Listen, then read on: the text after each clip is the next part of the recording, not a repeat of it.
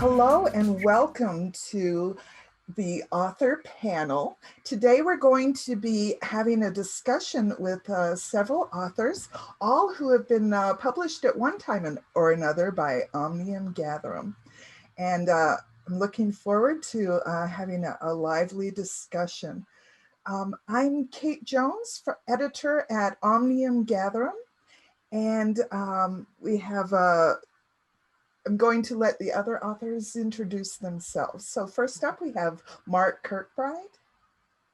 Yes, I'm a dark fiction author. I've had 3 books published now, thanks to Kate, with Omnium Gatherum, two novels, and just recently a novella called The Plot Against Heaven. And the styles have ranged from horror to post-apocalypse to fantasy, with this last one, dark fantasy, of course. Good. Okay, and then Simon Bestwick. Hi, my name's Simon Bestwick, and I'm going bald. Just bringing that one in there. I've had the novella Angels of the Silencers published by Omnium Gatherum, which was something I wrote back in 2006, and which I had a lot of trouble finding a home for. We got published originally by Pendragon Press in the UK, but Kate gave it a whole new lease of life and this gorgeous new cover artwork and a whole new audience, which I'm very, very grateful for. Most of my stuff tends to fall into the horror, weird fiction sort of bracket, with occasional forays into, sort of a bit like Mark, the post-apocalyptic stuff, although that is kind of, well, I was going to say that's kind of horror as well, with possibly sort of contemporary realism these days. But I'm kind of all over the place, really. But yeah, so again, my tough stuff tends to be dark and weird. It's called Rothsteyer, which is the name of an old Austrian pistol. Weirdly enough, I used to read an awful lot about firearms, mainly because one influence I did kind of have, which I didn't mention when I was growing up, I read a lot of thrillers, Jack Higgins, Alistair MacLean, Douglas Freeman, and often thought of writing my own. But I always noticed that the really cool characters like James Bond always had their own kind of signature pistol. So I was kind of like combing through these books trying to find something that nobody else had heard of, and didn't get very far. But I did end up finding a lot about all sorts of obscure weapons, and one of them was the Rothsteyer. It's just like a lot of these early European pistol designs had these very, very baroque names, and kind of they look like something out of a steampunk role play. So yeah, it was just kind of like starting with the idea of writing something with that for a title, and it began as a short story in the form of a sort of ballistics report to a police forensics person, which didn't work. But one of the editors who rejected it said, "It feels like there's more to this, like it should be a novella or something." So I thought, okay. So I ended up writing about an immortal lesbian assassin who now works as a morgue attendant in Manchester, as one does. Essentially, she was formerly an aristocrat in the Austro-Hungarian Empire, was made immortal for this particular, with some others, for a particular sort of mission, secret mission back in 1918 as the empire collapsed. Decided very quickly that she didn't want to do it and has gone off doing other things. And now all the members of her old squad have started turning up dead in her mortuary. So she all shot with a Rothsteyer, of course, hence the title. So she kind of has to, it kind of brings up an awful lot of stuff from her past, which she now has to engage with and go back to doing all sorts of things that she didn't really want or expect to ever have to do again. So is that available now? It will be out on Halloween from Black Shock Books. Lynda Rucker. Yes, hi, my name is Lynda Rucker. I apologize for being in the dark. I can't get any better lighting. I had a story in an Omnium Gatherum anthology several years ago, Little Visible Delights. I write dark, weird, strange fiction. Most recently, I had a story in, you know, it occurred to me as I was thinking about this panel that I don't think I've ever actually pronounced the word of the publisher. Is it Aegeus Press? Does anyone know? Crooked Houses was the name of Aegeus. Okay. Crooked Houses was the name of the anthology. Unfortunately, it immediately sold out, but there's a reprint coming in January. And my other most recent publication is in Apostles of the Weird from PS Publishing. So the first one, the Crooked Houses, there's a lot of good names in that.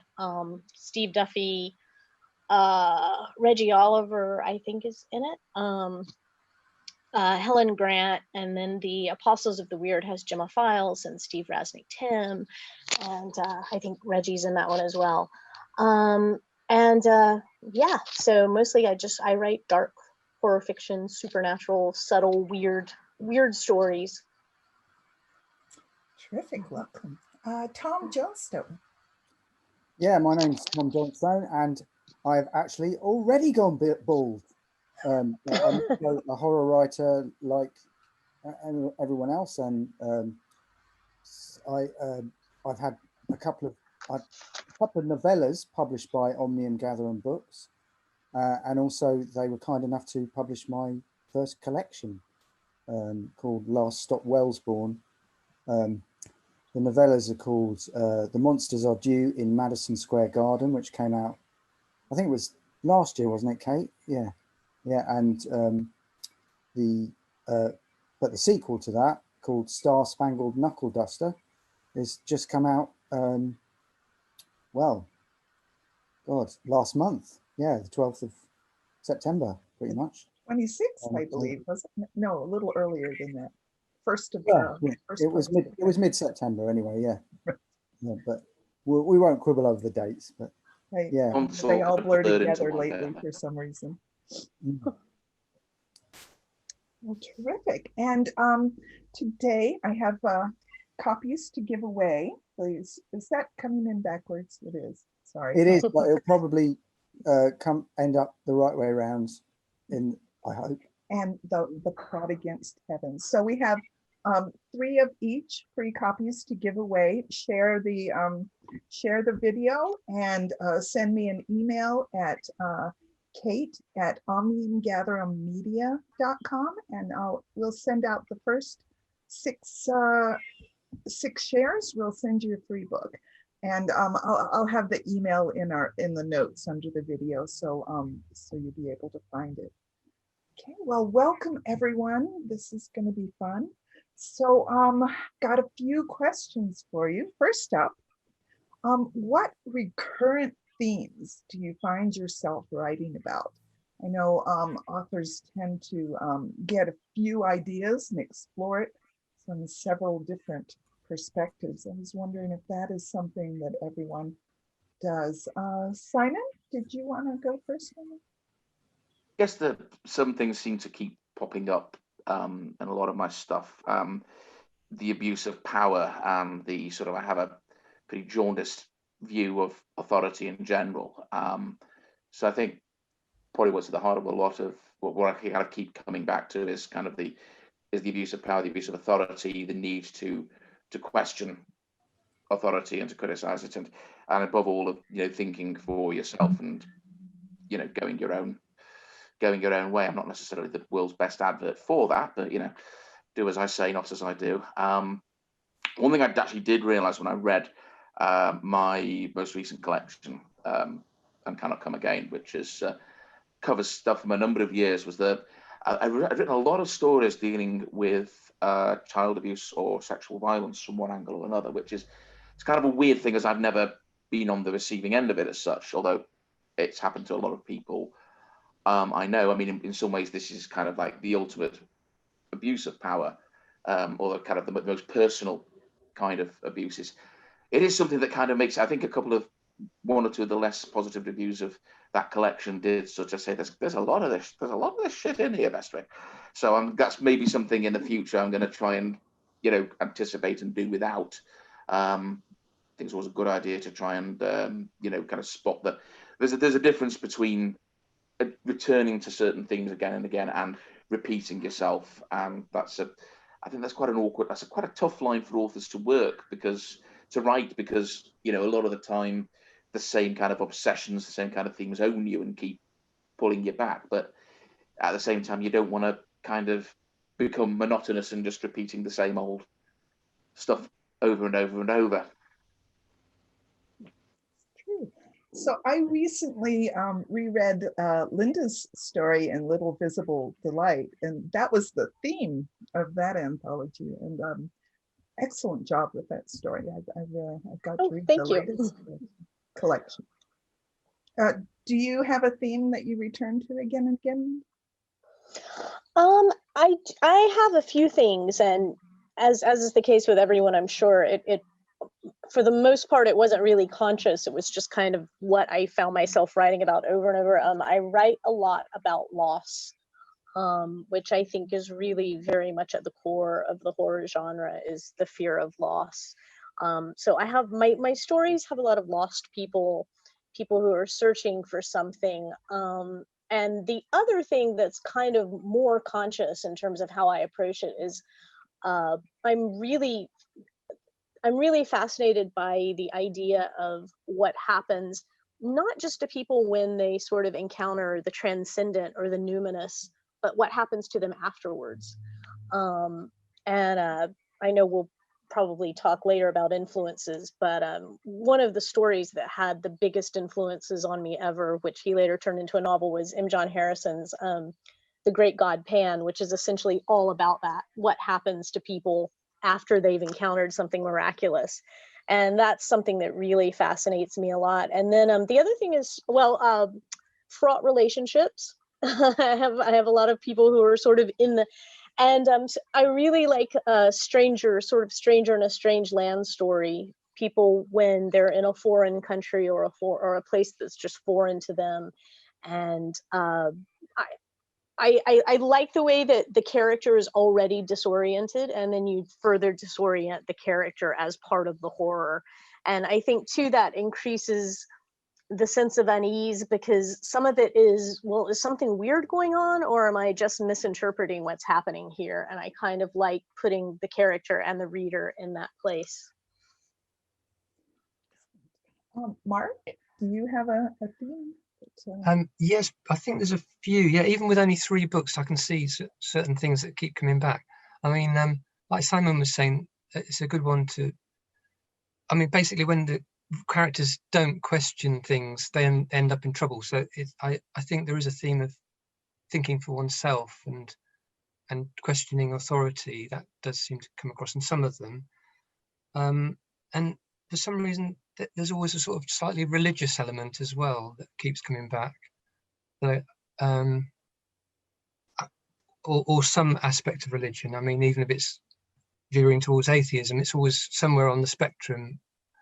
I mean, you know, the first one, Satan's Fan Club, it sort of strayed into atheism. Some of the characters had quite strong views about certain things. The second one is more postmodern, but it's still, I mean, the idea of apocalypse is still vaguely religious. And the third one is full front and center to do with religion. It's set in heaven and hell. So it's something that keeps coming back, and I keep trying to push it away. So hopefully with the next one. I'm really hoping that hell is Vegas, the way that so that's just a wonderful That would be idea. nice, yeah. And then there's politics as well, which I keep trying to push away again. It doesn't feature heavily, but it's bubbling up. It's hard to ignore politics, you know, these days. So that's in there, especially in the novella that's just out. What else? People have said there's an element of satire as well, which I can't always see. Sometimes they are a bit tongue-in-cheek. I mean, I got a bit tired of trying to tell people on Facebook that I had this page to do with Satan's Fan Club, and I had to tell people I'm not actually a Satanist and not promoting Satanism, but it's amazing how many people thought I was. It actually reminds me of, sorry to break in on you, Mark, just years ago, I edited a small press horror anthology, this back in the late 90s, and long before the internet. So by way of promotion, I managed to get an interview with the local paper, a photograph, and of course it printed my address to where people could write to get a copy. The only thing I got was a little note saying "Jesus loves you" and some leaflets about becoming a born-again Christian. No Jack Chick cartoons, sadly, but they surely were far behind. Yeah, that happened to me. I used to think, oh great, I've got a comment on this Satan's Fan Club page, and it was always like that.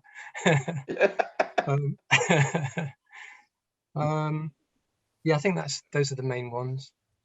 And Tom?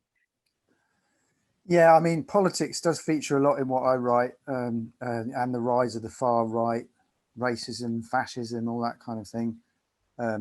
It does seem to be cropping up a lot in what I've been writing. So, I mean, the two novellas that have been published, although they're set in the 1930s, so they're not about the rise of the contemporary right, not directly anyway. But at the time I was writing the first one, The Monsters Are Due in Madison Square Garden, I was sort of following the 2016 US presidential election campaign, and of course everyone was going, nah, he's not going to win, is he? Oh, come on, don't be silly.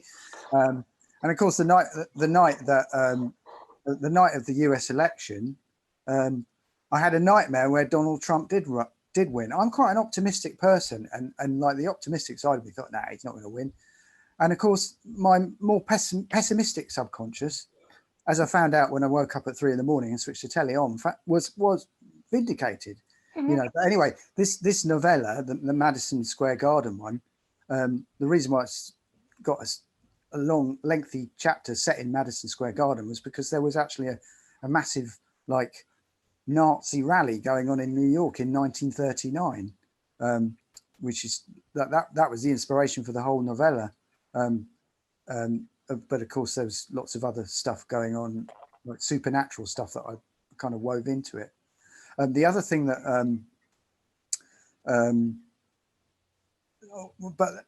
the main sort of theme that the imagery that I use to kind of get across what I'm trying to do politically with my fiction is the world turned upside down. So, for example, there's a story in my collection, Last Stop WELLSBOURNE, which is incidentally, it's based on that whole collection has got a running theme going through it. Although it's short stories, so they're separate. It's kind of got it's almost like a concept album almost. But and one of the stories is set in the Brighton Pavilion in the 1820s, in 1829, and what I tried to do with that is, I won't tell you how, but I tried to vividly bring the idea of the world turned upside down to life. And also in another short story I've got coming out in Terror Tales of the Home Counties, well, a novelette actually, and The Beast in the Palace is a novelette, so it's slightly longer work. It's called The Topsy-Turvy Ones, so go figure. That's I'll let you draw your own conclusions about what's going on in that, which is actually, and it's based on the Christopher Hill book about the English Civil War, The World Turned Upside Down. So I'm fascinated by dramatizing that image because there's an old woodcut. I don't know if anyone's ever seen it, but it very, very vividly brings that idea to life. I've seen it. You have seen it, yeah. Well, excellent. So that kind of leads into another question here is, what sort of research do you do? Have you ever visited a location, either virtually or actually traveled to the place? Maybe not so much right now, but in researching a story, I mean, how deep do you go in? What sort of research do you do? We can start with Lynda. I research things as they come up, as I need to, as I'm writing a story. But I have been kind of very afraid of research. So I tend to write about places that I am or have already been, or things that I know about. And then, you know, I think anytime you're writing a story, I think there are moments where you're like, oh, I need to look this up. But I've kind of been saying to people for a few years, oh, I really want to write some historical fiction, but I'm afraid of the research. And I was talking to a writer friend of mine about this the other day, and he said, well, I think I had this idea in my head that I had to read like 20 books and then I could start the story. And he was like, you know, just start writing the story and do the research as you need to. And I know that sounds very obvious, but it was like a light bulb went on in my head. So at present, I'm only sort of a very much as needed research. Like I know Simon writes a lot of sort of historical fiction and things like that. And so I'm hoping that people might see a bit more, well, hopefully they won't see that I've done a ton of research, because, you know, that shouldn't make its way into your fiction, but I'm hoping to do more of it in the future. Simon? I always kind of say that my kind of motto when it comes to research is you are not writing an instruction manual. That said, I mean, there are some things, you know, the fiction you're writing is quite possibly somebody else's reality, and again, it's one of the things, you're not writing about. I'm not writing a history. I mean, Lynda mentioned historical stuff. I've recently finished something that was set, as I was saying to you before we started recording, in the Russian Civil War. So I did a fair bit of research on the different factions and groups involved. But obviously, when a sense of place does tend to be quite important, a lot of my earlier stuff has been set in places that I've known very well. But again, that ends up very much limiting you and sort of giving yourself permission to just write and just imaginatively put yourself in a very, very different situation. It's important, but I'm not writing a travelogue about, you know, Ukraine in 1919 or Latvia in 1919 or wherever. It's about getting a lot of the back, but I mean, at the same time, you know that anyone who was born and bred in that part of the world will probably see a load of things wrong. You just try and not screw things up too badly. I mean, Dean Koontz, not a writer I've read in a very long time, I should add, but I remember him once saying that if you're writing anything for an American market, if there's anything involving guns in it, for God's sake, get it right. If you make one mistake involving fire, hundreds of people will write into you to tell you how you screwed up. I'm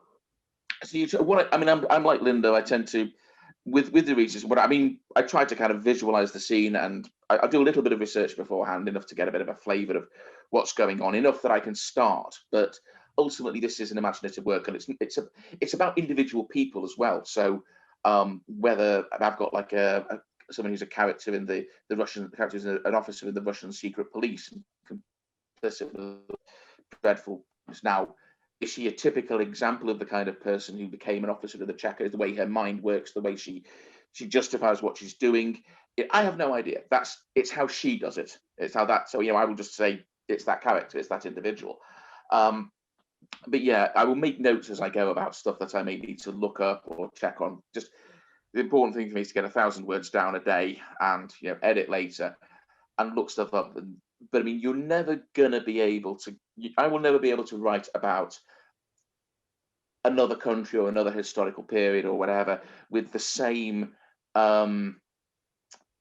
familiarity, the same authority that I could write about, say, living in Swinton, Manchester in the early 2000s, where I was when I wrote Angels of the Silences. That I think one guy actually said this could have actually been a scene from his youth. Quite possibly had a very similar kind of youth to mine. If I'd been setting that in, St. Petersburg in 1960, then I would never be able to get it just right. But yeah, you have to not screw stuff up, and sometimes it's more important than in others. One of the toughest ones for me, there was in the Feast of All Souls, the main character has lost a child, and her marriage is broken up after that. Now, I've never had kids, so I know nothing about what parenthood's like. I know what it's like to lose someone you care about. You can get to over the age of 30, I think, without having lost at least one person they were close to. But the rest of it was quite tough to write, purely because you're trying to work out these connections. the best part was actually there was a review that actually was put by a woman who had actually lost a child of her own, and she said, "This is done very well." So when you hear that, you're kind of like, that is the kind of thing that brings it through to you when it's important to do it. But ultimately, there are some things you're never going to get as right as somebody who's lived through them will, and you have to basically recognise, yeah, and that's okay, and you still give yourself permission to write about whatever you want anyway. A very long-winded and rambling answer, but long-winded and rambling is kind of how I roll, I'm afraid. So, Mark, have you ever been to Vegas? I have actually, yes. I'm sure it helped. Yeah. So how do you approach the researching? Do you do a lot, or is it?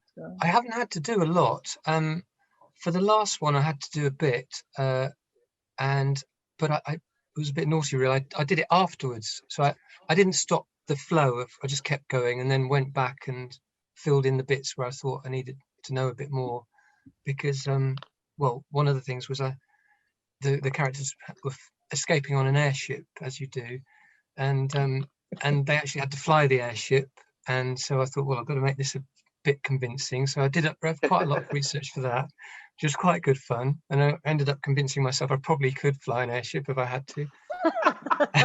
You need 2 people to fly a proper airship. Yeah, I think you do. Yeah, it's a proper rigid.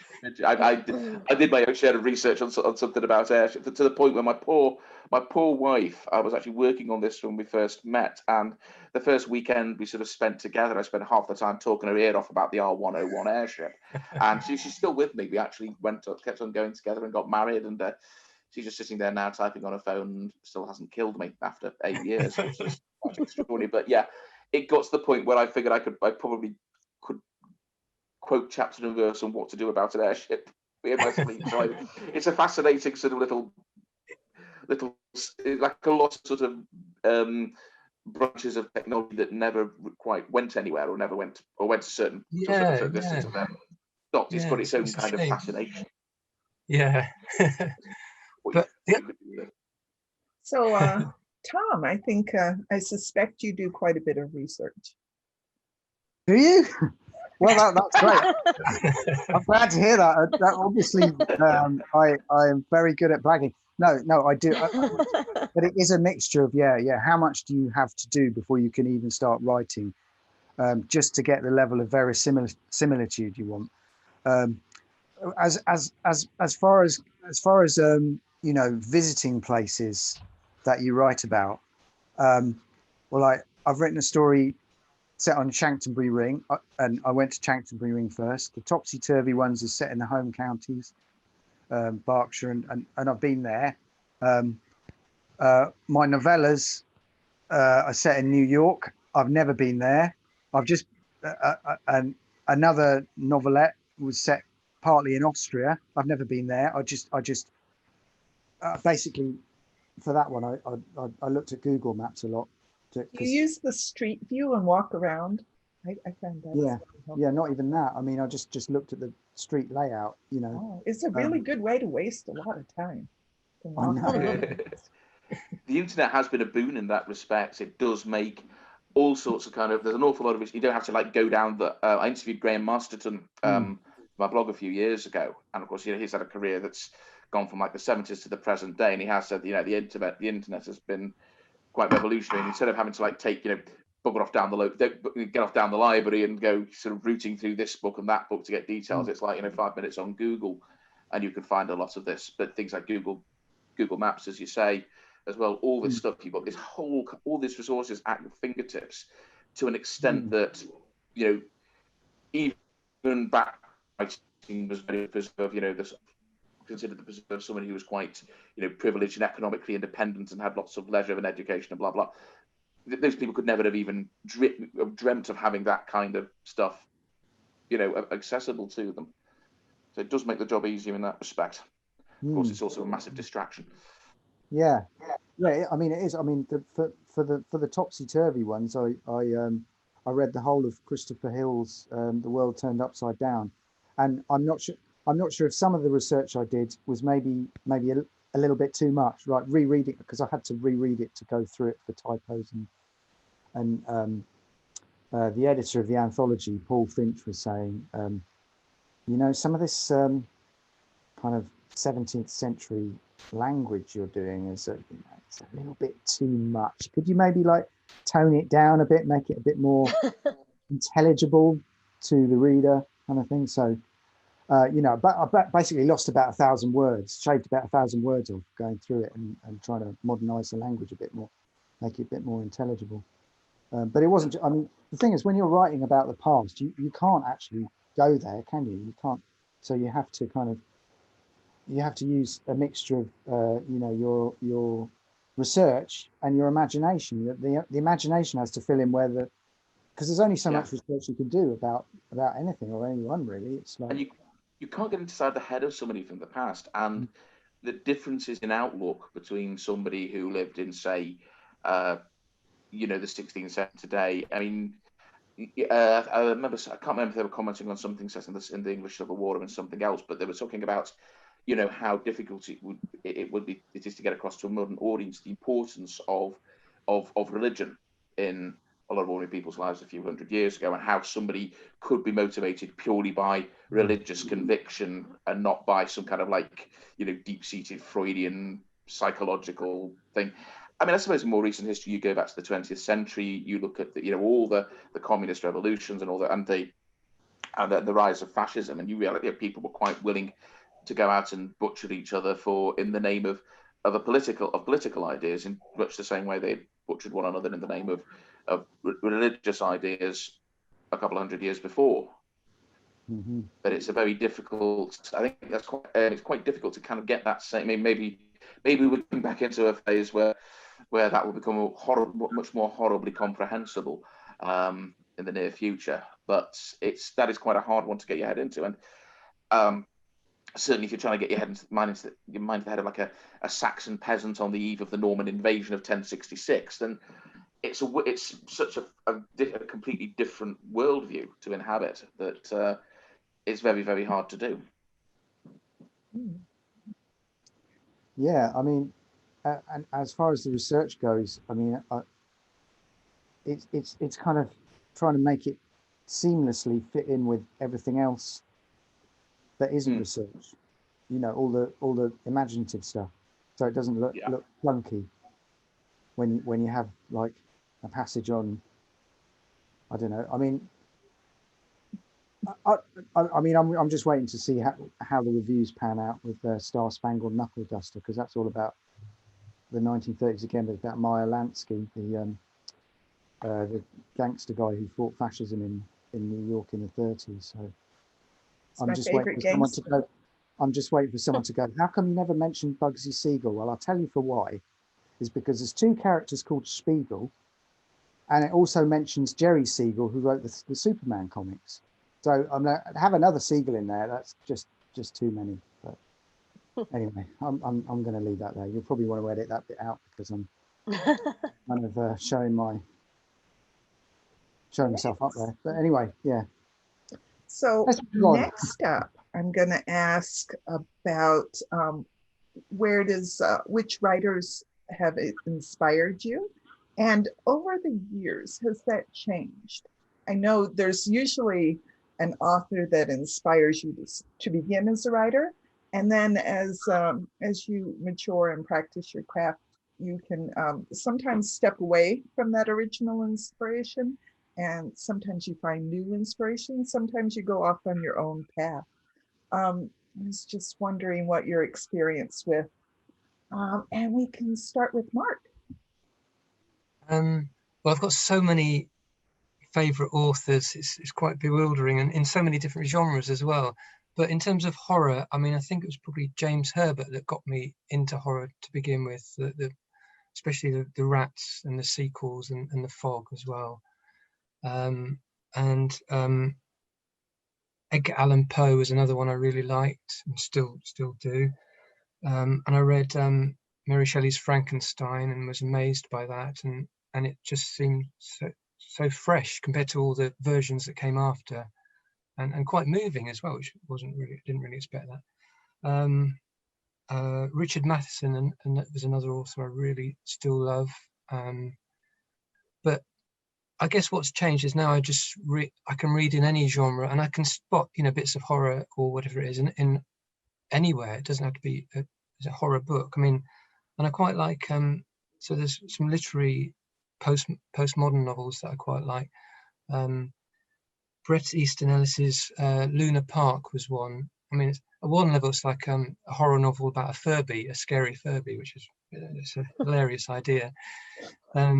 But you know, it goes off in other directions as well.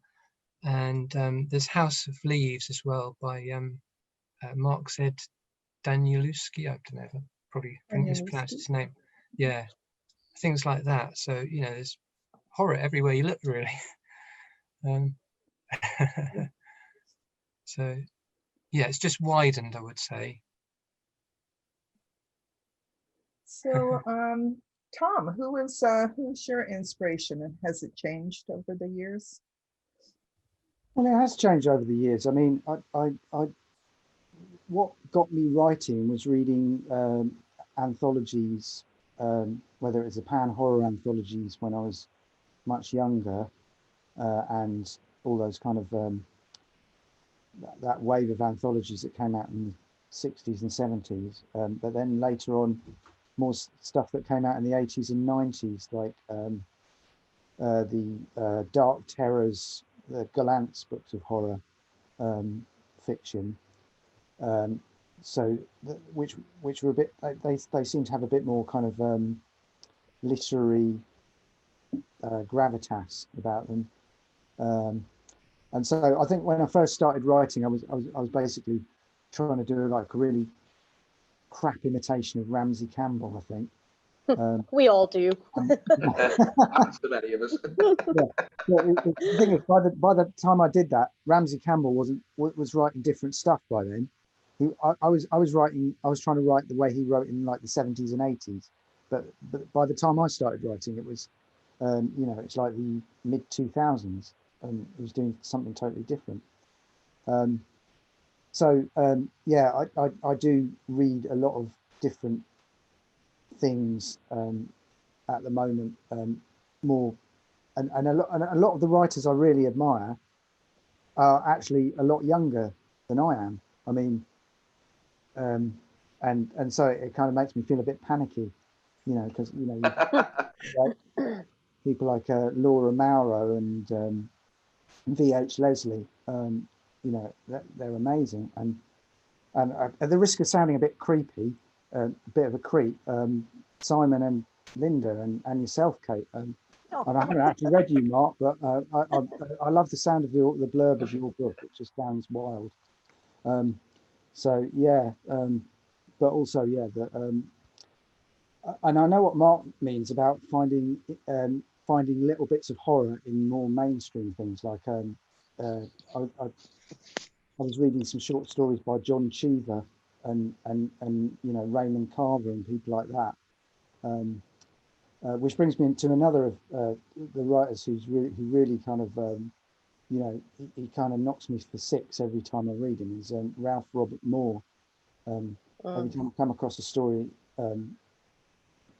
by him, anyway, I just lap it up, because it's just it just completely kind of the way he takes a story, what you think is one direction, and then it just completely kind of turns it around into something that's just completely unexpected, and yet it totally works. It's just amazing.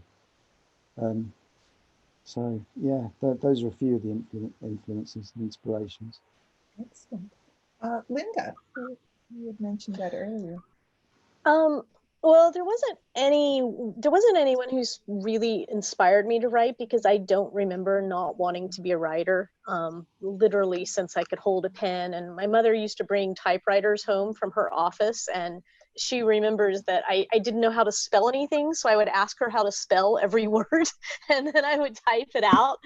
But in terms of writers who have inspired me, I was also thinking about this question, and in a way, it hasn't really changed very much. I mean, I was kind of making a list, and I thought, well, Robert Aickman, Shirley Jackson, Joyce Carol Oates, Ramsey Campbell, we mentioned earlier, Elizabeth Hand, It's kind of a later one for me. Caitlin Kiernan, Graham Joyce's work I absolutely loved. But I was thinking, I think there are some people who sort of come out of the gate as writers and they seem to have a really strong sense of who they are. And I wasn't really that kind of a writer. Like I knew that I always liked horror fiction. I always liked to read. I grew up reading horror. But I think that if it has changed in any way, the way that it's changed is that I think I've gotten a more honed sense of who I am. So while when I was younger, like two writers that still mean a lot to me, but that, you know, I really loved and were Harlan Ellison and J.G. Ballard.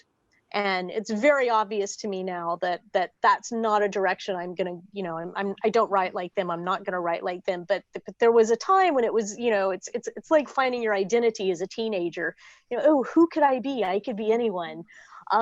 So I think it's changed in the sense that I have a stronger sense of what I want to do with my fiction and the writers. The other thing I would say is that I do try to read really widely. I think it's really important for writers to do that. You know, read all the genres, read everything you can get your hands on. Yeah, also, as everyone has mentioned so far, you know, my peers are a big inspiration to me as well. I mean, Priya Sharma is wonderful. What's that? Kate is a private nickname. Well, she knows, and she's quite amused by it. We often refer to her as Priya. All Poppins. Right, Kate Gardner, actually, Simon's partner is yeah. So I think you do start to get inspired sort of by the energy of your contemporaries at some point. I guess that's kind of another difference. Yeah. Yeah, that's what I was trying to say as well, but you said it so much better. And also, Lynda, I will never forget your line in the House on Cobb Street. Is one of those lines where you really feel jealous of someone for having written it. The one about the entering into an abusive relationship with a haunted house. Yes, thank you.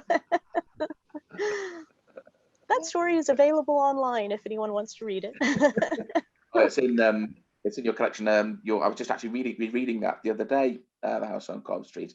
You'll know get there. Which yes, from Swan River Press. Yes, and I think it's on Nightmare Magazine is where it's available online. Excellent. Yeah. Oh, which reminds me, I was rereading your story, Dermot. Oh God. Which is the first thing I ever read by you, and it I mean, that is a horror story that will stay with me forever, really. Thank you. It's weird how you sometimes write something and I've had a lot of people mention that story ever since it appeared in Black Static, and you know, I don't know. Sometimes you just seem to write something that really kind of like hits a nerve with a lot of people, and it's like catching on why I didn't get the feeling when I wrote the story there was anything special, you know, about it. But so many people have all said it's done something for, or done something to them, might be more appropriate. Yeah, definitely. I know that. Yeah. So, Simon, who was your inspiration, and has it changed over time? I think I had it written down here. There's a little list. One second. There's the only thing I could find long enough. Really, like Lynda, as long as pretty much as long as I remember, I've wanted to write or to. I mean, for me, writing kind of blurred because I grew up both on fiction and on TV film, so I kind of very much thought of them all as kind of interweaving, because some of the first novel-length stuff I read were actually novelizations of Doctor Who by a guy called Terence Dicks, who passed away a couple of years ago. Very, very prolific writer, and actually a very good one. But this was in the days before, you know, video, never mind, you know, DVD. So this was the only way you could kind of revisit the stories or read the ones encounter the ones you'd been a bit too young for. So it all kind of, I mean, I wanted to write, I wanted to direct movies and star in them, in which of course I would be the good looking hero and get the girl. Yeah, that was always going to work, Simon.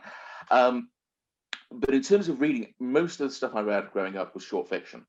I was very, very lucky to have access to lots and lots of anthologies, mainly, and yeah, a lot of it tended to be horror and spooky stuff. And it tended to be, I mean, I managed to track down a copy of the 14th Fontana book of horror stories edited by Mary Danby, because I remember reading that when I was a little boy. And there was a story in there called The Boories by Dorothy Haynes, which is superb, which is chilling. And the last line of that story, I'm not going to spoil it. Well, it's actually, I'm almost tempted to quote it because it's a very hard, it's only appeared, as far as I know, in that one book, which is actually surprisingly hard to track down a copy of.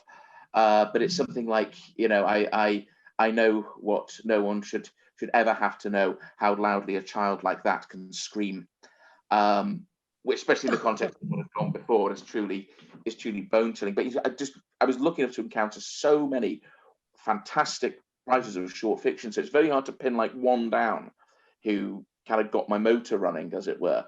But most of it was horror fiction with some science fiction. Oh, Joan Aiken, there is definitely one of the short writers who filled my childhood. There was a story of hers called The Hunchback of Brook Green, and I finally managed to reread it a couple of years ago, something like 30 or more years after I first read it, maybe more, maybe closer to 40. And I still remember how that story ended, and I still remember how that ending absolutely sent chills through me. Well, not so much the ending as the climax of that story. She was an absolutely brilliant writer. She was entirely one of a kind. You could not really mistake one of her stories for anybody else's. So there were just so many that I was fortunate enough to grow up with, including Poe and Ray Bradbury. I can't believe none of us have mentioned Ray Bradbury. Bradbury, master. Yes. In late years, I certainly, when I sort of started coming, I mean, there was the writers who had anthologized in Nick Royal's Darklands anthologies of the 90s, most notably Joel Lane. I mean, of course, Graham Joyce was another, Lynda, who's, again, brilliant writer. Joel was a huge influence on me as a writer, as you know, as a commentator on the genre, and as a friend. I was astoundingly lucky in sort of, we became very close friends, and there was a period where basically I would get to see a lot of Joel's work before he was sending it out, and he'd be the first person to see a lot of my first drafts and stuff like that. So you can imagine what an incredible woof it was to get to have your stuff like viewed and commented on by someone like that. So that was a huge. He certainly taught me to sort of trust the intelligence of the reader more. You don't have to spell everything out for the hard of thinking kind of thing. You can trust people to work stuff out. I mean, other writers I like, but can't say I'm influenced by, people like M. John Harris, and you mentioned J.G. Ballard as well, Lynda. Not so much in terms of the kind of subject matter and in terms of their kind of style. I greatly admire those kind of writers who can have that kind of cold, that kind of the cold that burns almost kind of style to them. And I'd love to emulate to do that myself, but I can't. It all goes very gushing and sort of emotional.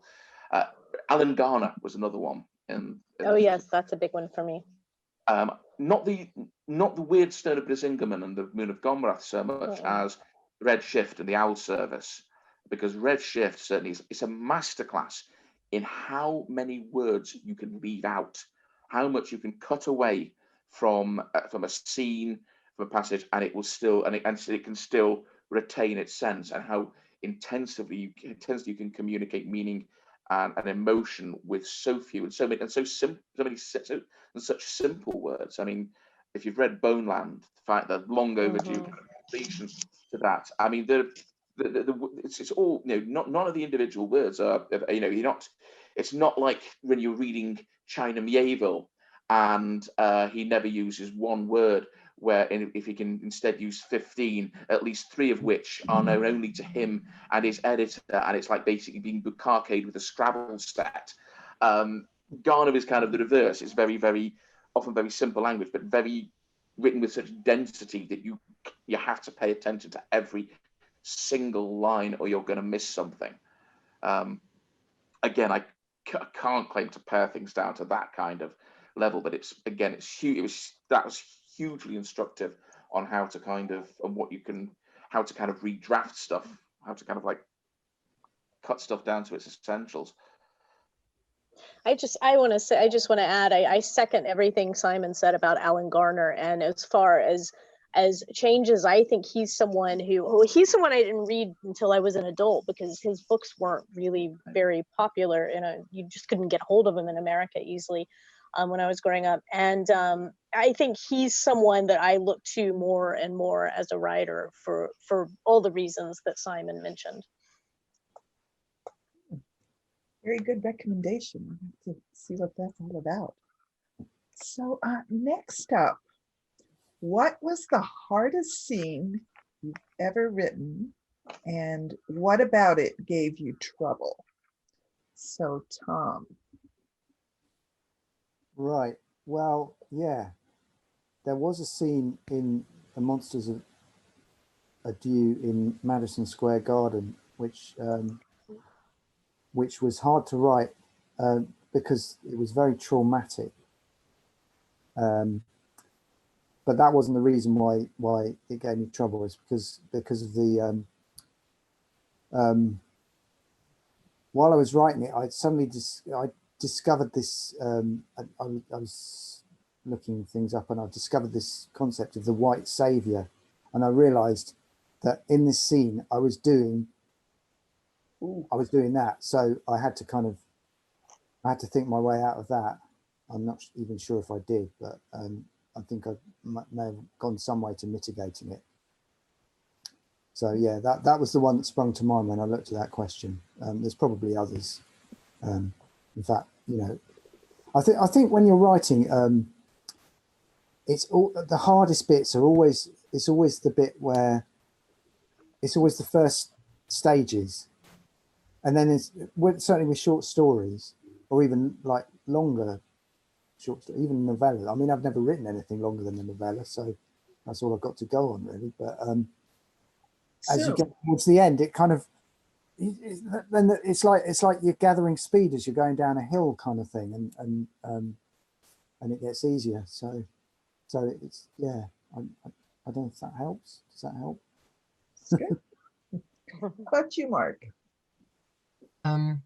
Probably the hardest single scene was the ending of the previous book, Game Changers of the Apocalypse, because it was sort of trying to make the reader look at the whole book in a different way, which I found really hard, and to sort of tie a postmodern bow on it as well, which is difficult.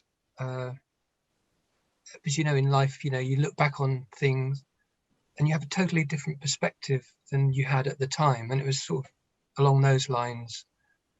But it's just really hard to pull off, and especially at the ending of the book where it has to be just right. So it took a bit of time. So that was probably the single hardest scene. Yeah. You did a good job with it. Oh, thank you. So, Lynda, single hardest scene.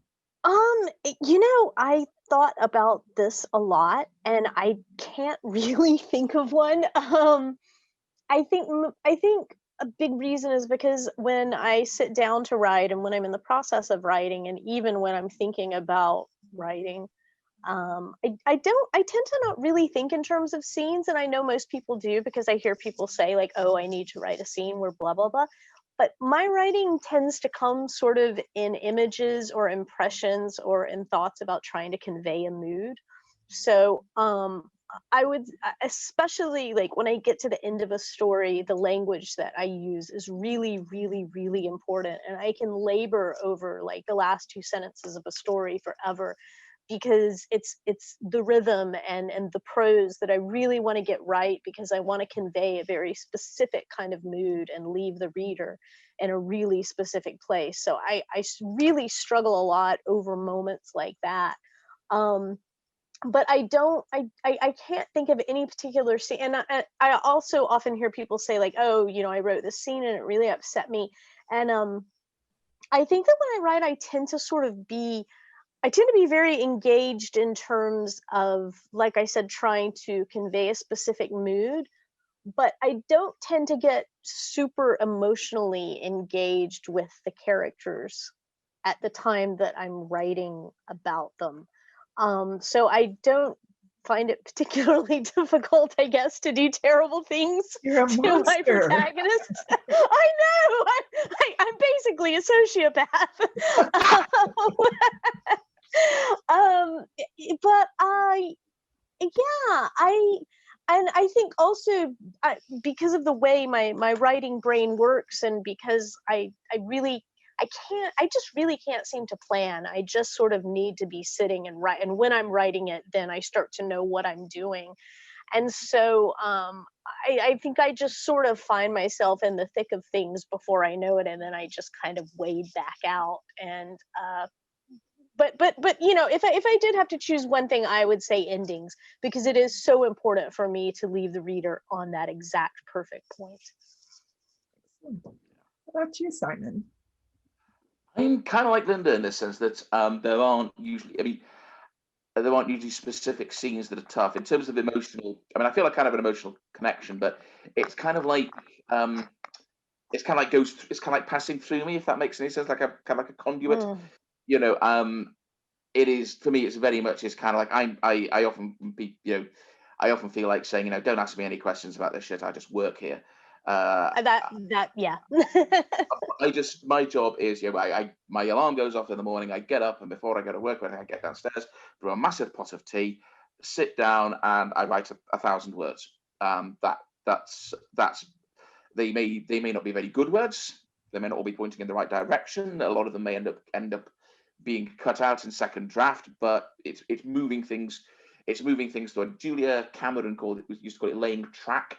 It's kind of like, you know, it's kind of like laying the track to get the damned engine from one side of the country to the other. So that kind of helps as well, because you're not, at least in one instance, if you're not focusing too much on individual words, but on the flow, on the feeling.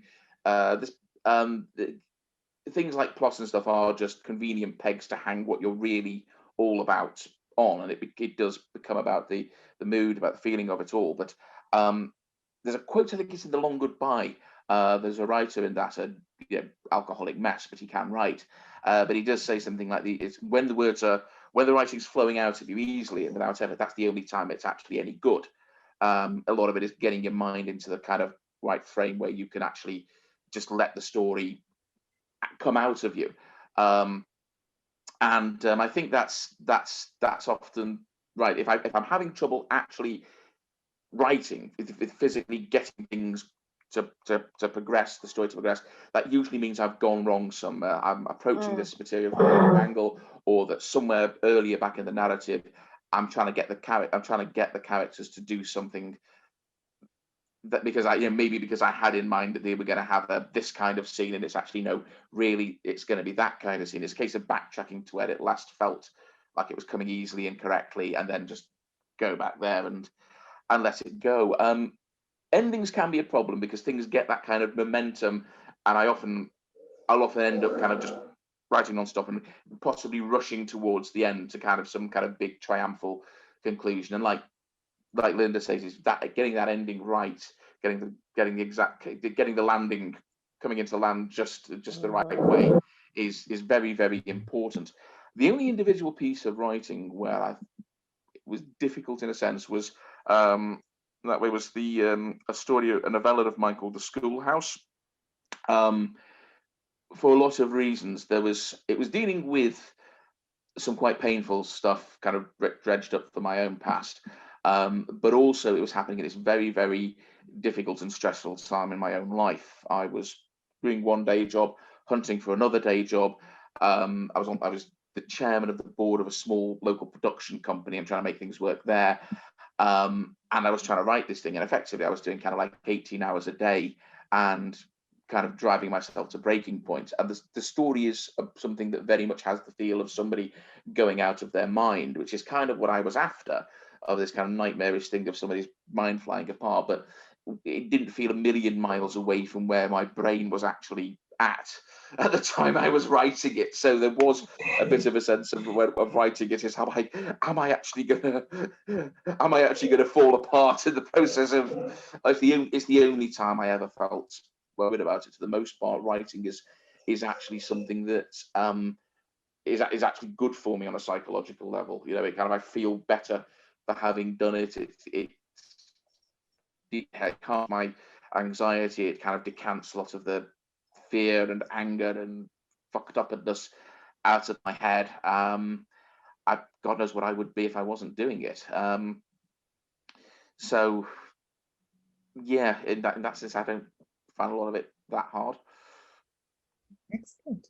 So work, but not necessarily. So we're getting a little bit close to the end here. So we have got one more question, and this is an easy one, or maybe a really hard one, not sure. But if you can't be a writer, and let's just say you can't do whatever it is your day job is right now, what would your ideal job be? Tom. Yeah, well, that's the thing. As you have to pick one. Hey, you have to pick one. Let's see. Oh goodness me. You need a minute? We could go somewhere. Yeah, maybe come back to me, because I had a very clever answer to this all figured out, but you kind of pulled the rug out from under me. Oh, sorry. Go ahead. I was just going to say, well, yeah. I mean, I'd just be a writer, because that's not what my job is. So. Yeah, I mean, it's kind of my answer. I mean, writing isn't something I do; it's something I am, which kind of sounds a bit pretentious. But asking is like asking me what I'd be if I wasn't me. The nearest thing I could think of, I'd probably try to be a filmmaker or something, but I'd still be engaged in the same kind of thing. In terms of what my ideal job would be, it would be anything that paid me huge amounts of money for doing absolutely sod all. So possibly whatever job Dido Harding's socialite. Yeah. One of those people that they pay to go to parties. Yes. Test pilots in the condom factory. I don't know. I was one. I mean, I used to have longish hair and a bit of a beard, which did cause people to refer to me as Ron Jeremy. So I don't know if that was maybe career advice. I don't think I'd be very good at it. And I think my wife would have words with me as well on that. Oh, she just said, I don't care. Which is okay. Well, that's it. I'll ring up the day job and tell them I quit. I've got a new career path planned out there. How about you, Mark? Well, apart from airship pilot, which there aren't many vacancies for, I've actually been asked this once before, and I said composer, but it's not because I have any talent in that direction. It'd be like the opposite, really, of writing, because it wouldn't involve words at all, but you'd still be conveying emotion. So it seemed to appeal in some way, but I could never do it, unfortunately. All art aspires to the condition of music, I think. Well, I have got an answer now, because it's what I once tried to do, which was be a singer-songwriter. So, but actually, I don't think I want to be that anymore. Anyway, so I was just about to ask you to sing us something, but sing you something. No. Please. Think a good folk song or something like that. How about you, Lynda? What would you be? Well, when I was growing up, almost as much as I wanted to be a writer, I wanted to be an actor. And there was actually, when I was about 18, I actually kind of sat myself down and thought about it very seriously, and imagined sending out lots of stories and getting rejections, and going to lots of auditions and getting rejected. And I thought, that second one sounds really horrible, but I know I'm going to keep writing no matter how many times I get rejected. So, I might have gone into another art field like acting, where there's, no money or prospects. The other thing I think I might have been is, if we're really talking dream jobs here, an archaeologist. I love old things. I love ancient history. I would have loved to, you know, I can definitely see myself happily out there digging up ancient settlements. And yeah, and then my other two ambitions as a child were to be an astronaut or a marine biologist. I have absolutely no aptitude for science or math, so that was impossible. I do think the nice thing about being a writer is you can kind of get a little taste of all of those things if you want to. You know, you have the opportunity to delve deeply into subjects that you have a passion for and kind of pretend to be pretend to be an airship pilot for a while. So. Well, Simon Callow said something about being an actor. It's kind of like, you know, part of the magic of it, he said, is like we are all these, you know, we are these things because of our genetics, our upbringing, our social environment, all these different things, but we need not be. We could, you know, these are all these other different possible, you know, when every time you act, everything you play is on some level a different version of yourself, a different combination of the same material. And I said, in doing it, you in fact celebrate the range and diversity of human experience and possibility. And I think that's very much what it is with writers as well. It's one of the things that's absolutely made my blood boil in the last couple of years. And I think it's possibly, you know, we talked about this off in What Resembles Real Life, Lynda, is there's this kind of vogue where writers have ended up cancelling their own work because of some shrieking hysterical mob of Puritans, because they're it's often particularly endemic to the YA genre, where you've had Amelie Wenzhou, Kosaka Jackson, and most recently Alexandra Duncan, all pulling books because somebody basically attacked them for daring to write about another culture or even their own culture the wrong way. And more recently, Isabel Fall with her story In Clark's World, I Sexually Identify as an Attack Helicopter. Despite the fact that she is actually a trans woman herself, the story was just denounced as transphobic, and of course she was, because she was born in 1988. The 88 was considered to be proof that she was in fact a secret Nazi, because 88 that represents Heil Hitler or whatever it is. I mean, I've started to refer to these kind of hysterical screech mobs as woke harem, but I mean, to me there's something truly horrifying about this idea that people have got that you know, you should in some way stay in your lane and not write about this, and not the fact that you're white means you can never write about another culture, or the fact that you're this or that. I mean, the whole point is we are human beings first and foremost, and yes, you should do your research, you should do your homework, you should understand that someone else's experience is not your own experience, but there's a very kind of prescriptive quality to what the way a lot of people who consider themselves to be profess themselves to be progressively minded, and in fact they're, you know, they're often being incredibly authoritarian and prescriptive and dictatorial. And the last thing that any writer should accept is anybody telling them what they can or can't write about. And so this is one of my little hobby horses that I wanted to get out and ride before the end of the interview there. I will just add to that, actually. Zadie Smith wrote a really wonderful essay that was in the New York Review of Books about a year or two ago. I think it's still free on their website. It's called Fascinated to Presume. And it's about the idea of being a fiction writer as inhabiting many lives, essentially, and sort of taking on, she even compares herself to someone who does imitations, you know. And it's an interesting look at the process of writing fiction and becoming other people through your fiction. Yeah, I think I remember one of your column in Black Static. There was a Zadie Smith quote where you said, you know, that you about wanting the right to have your thought, even if it was wrong, even if it was, you know, even in the privacy of your own head. This is one of the things that social media can be very damaging to, because there's constant pressure to kind of conform to this or that kind of groupthink. Well, yeah, I mean, I would say if this kind of idea of staying in your own lane was applied to me, I'd be screwed. Yeah.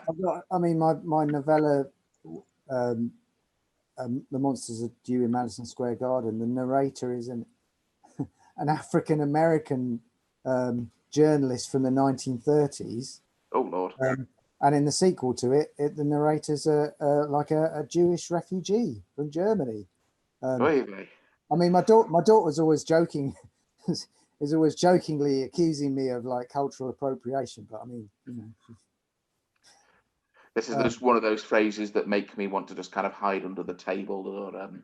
But I mean, if you can't, yeah, obviously you have to kind of research and make sure you treat the people you're portraying with respect, which I hope I've done in these cases. But yeah, I mean, God, I mean, it's it can be a tricky balancing act. I think things go too far before they come back to the center. So yeah, I've seen that a lot of times happening, overcorrection, and then it will come back to something more sane. I mean, part of the reason why I went down that route with that book is because I felt as if every story I wrote was about a middle-aged white council gardener. So I thought maybe in the 21st century. So I thought maybe, you know, like jump out, you know, like I'm taking this right, what you know, a bit too far. So I should maybe like step outside. And I think that, you know, surely that, you know, that I mean, and also there is a truth in that there is too much fiction by, yes, and about, you know, white, you know, middle class male protagonists and their hang-ups. And yeah, well, I wanted to get away from that, but I think the thing is, if remains to be seen. Yeah. If you do step out of your own box, out of your own lane, as it were, and you start writing about, and you start using writing about experiences, it's not a setting that's not yours. It's like I said before, if that experience isn't yours, then inevitably you are not going to be able to convey that with the same authenticity as someone who's been in that experience. You may still be able to bring a valid perspective to it as somebody who's looking in from outside, maybe not. But inevitably you're going to make mistakes. But I think we have to say, yes, we have a responsibility to get things right and to treat certain subjects and to treat what we're doing with the proper respect. I mean, unless we're writing about, you know, Conservative MPs, they can all fuck off, eat shit, and die on a fucking spike. And I will quite happily portray any of them I write as a bunch of, you know, sort of, you know, rapist, paedophile bastards who worship Satan and all die the horrible death they so most assuredly deserve. But sorry, I got slightly distracted there. But at the same time, we also have to be able to claim the right to make mistakes, as long as these mistakes are being made in good faith.